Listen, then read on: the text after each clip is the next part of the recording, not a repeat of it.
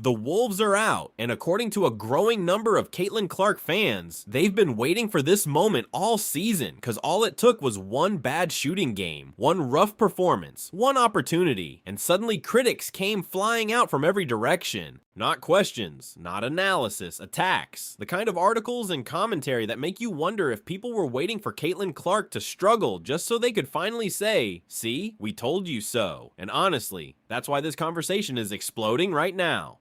Because for months, Clark has been carrying expectations that almost no athlete could realistically satisfy. Face of the league, face of women's basketball, record ratings, record attendance, constant media attention, and somehow, after everything she's already accomplished, one rough game suddenly became an excuse for people to start questioning everything. Her attitude, her behavior, her leadership, even the way she talks to referees, all of it suddenly became fair game, and fans immediately noticed the timing, because when Clark is hitting logo threes, selling out arenas, and driving headlines, a lot of these same voices stay quiet.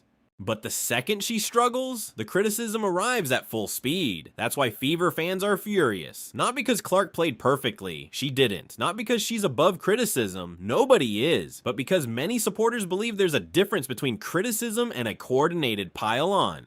And right now, they think the pile-on has officially started. Meanwhile, the timing couldn't be worse for Indiana. The Fever are already dealing with inconsistency. Questions about coaching, questions about injuries, questions about expectations. And now Caitlin Clark finds herself battling something completely different. A media narrative that seems to be changing in real time. The question is no longer whether Clark can handle pressure. The question is whether people have been waiting for her to fail all along. And honestly, this story isn't really about one bad game. That's what makes it interesting. Because if Caitlin Clark had one rough shooting night and people simply pointed it out, nobody would care. That's sports. Every superstar has bad games. Every superstar gets criticized. That comes with the territory. But fans believe something different is happening here. They think the criticism suddenly became personal, not basketball, personal. Because once the conversation moved away from missed shots, people started talking about Clark herself, her personality, her reactions, her emotions, her behavior toward officials. And that's when supporters started pushing back. Because one of the strangest things about Caitlin Clark's career so far is how quickly normal basketball moments become character debates.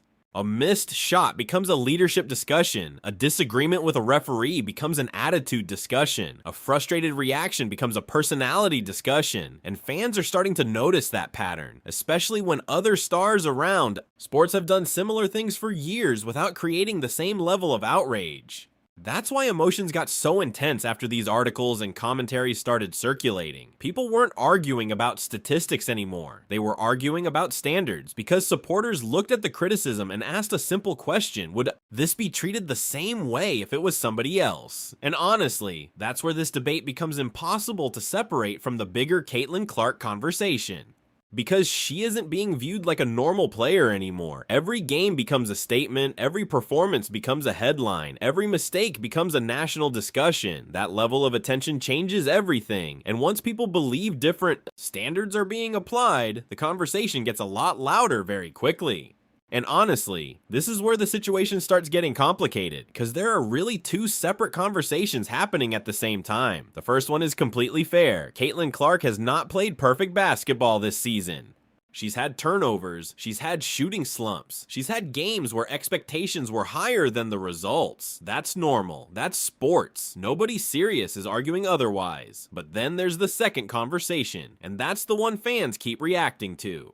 Because some of the criticism isn't about performance anymore, it's about perception. The idea that Clark is somehow becoming a problem, that her competitiveness is suddenly a negative, that her frustration with officials is unique, that her emotions are somehow different from what sports fans have celebrated from stars for decades. That's where supporters draw the line, because if we're being honest, passionate athletes argue with referees all the time. NBA stars do it, NFL players do it, baseball players have been doing it forever. Nobody likes it when it happens to their team, but it's hardly new.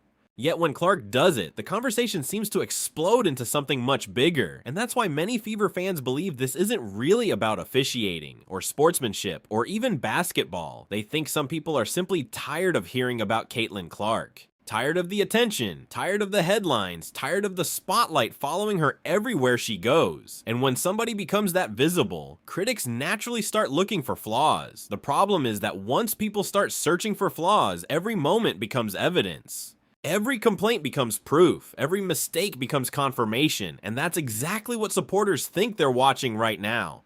Not objective analysis, a search for reasons to knock Clark down a level, which is why one rough shooting game suddenly turned into a much bigger story than anyone expected. And honestly, there's another reason Fever fans are getting defensive right now: timing, because the criticism didn't really explode when Caitlin Clark was breaking attendance records. It didn't explode when she was driving television ratings. It didn't explode when arenas across the league were selling extra tickets because she was coming to town. But the second she hit a rough stretch, suddenly everybody had something to say. That's what supporters keep pointing to, not the criticism itself. The timing of it. Because when someone becomes the face of a sport, people eventually split into two groups: the people who want to see them succeed, and the people waiting for proof that they were overrated. That happens to every superstar. LeBron dealt with it. Tiger Woods dealt with it. Tom Brady dealt with it. The bigger the star becomes, the bigger the reaction when they stumble, and Caitlin Clark has reached that level now, whether people like it or not, because she's no longer being evaluated like a second-year or third-year player. She's being evaluated like a symbol for the league, a symbol for women's basketball, a symbol for growth, a symbol for attention. That's a completely different standard, and honestly, that standard can become impossible, because if she plays well, people say she's supposed to. If she struggles, people act like it's proof of something bigger. That's not a normal environment for any athlete, especially one still trying to develop her game, which is why so many Fever fans feel like the conversation has become unfair. It's because Clark should be protected from criticism, but because they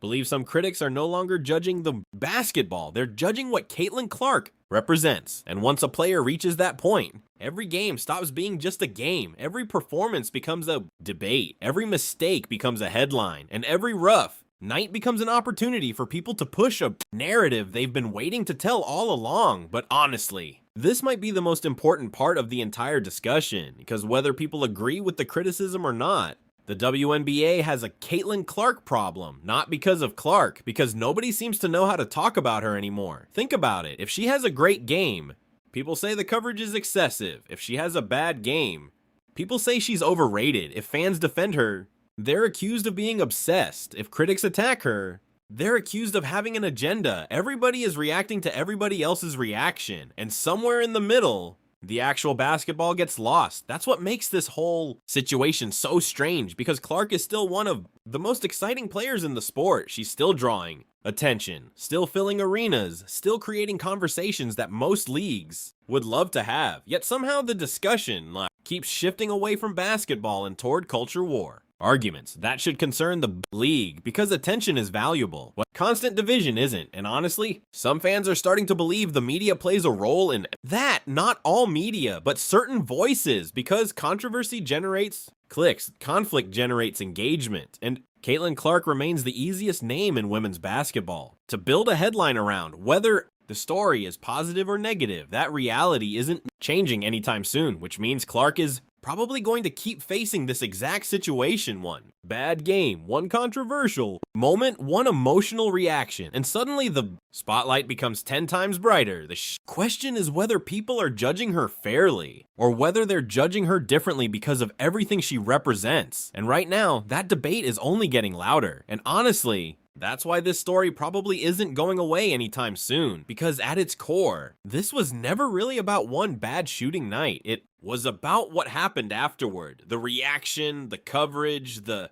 rush to turn a rough performance into something much bigger. And the reality is simple. Caitlin Clark is going to have bad games. Every superstar does. She's going to miss shots, turn the ball over, get frustrated, argue with officials. That comes with being a competitor. The real question is whether those moments get treated the same way they would for everybody else. Because right now, a lot of Fever fans don't believe they do. They think Clark lives under a completely different microscope, a microscope that gets even harsher the moment she struggles. And whether that perception is right or wrong, it's becoming a bigger part of the conversation every week. That's why emotions keep boiling over, not because people think Clark is perfect, because they think the standard keeps changing. Meanwhile, The Fever still have bigger problems to solve: winning games, finding consistency, getting healthy, figuring out their identity. Those things matter far more than media. Narratives, but narratives still shape perception, and right now, the perception battle around Caitlin Clark is becoming almost as intense as the basketball itself, which brings us back to the biggest question. Are critics simply evaluating a superstar the way all superstars get evaluated? Or were some people just waiting for the first opportunity to come after the biggest name in the league? That's the debate fans are having right now, and it doesn't look like it's ending anytime soon. Now I want to hear from you. Do you think Caitlin Clark is being criticized fairly? Or do you think certain media voices are holding her to a completely different standard? And another question, is this normal superstar treatment? Or has the conversation around Clark become bigger than basketball itself? Drop your thoughts down below. If you enjoyed the video, hit like, subscribe, and turn on notifications because we've got more Caitlin Clark and WNBA coverage coming, and I'll catch you guys in the next one.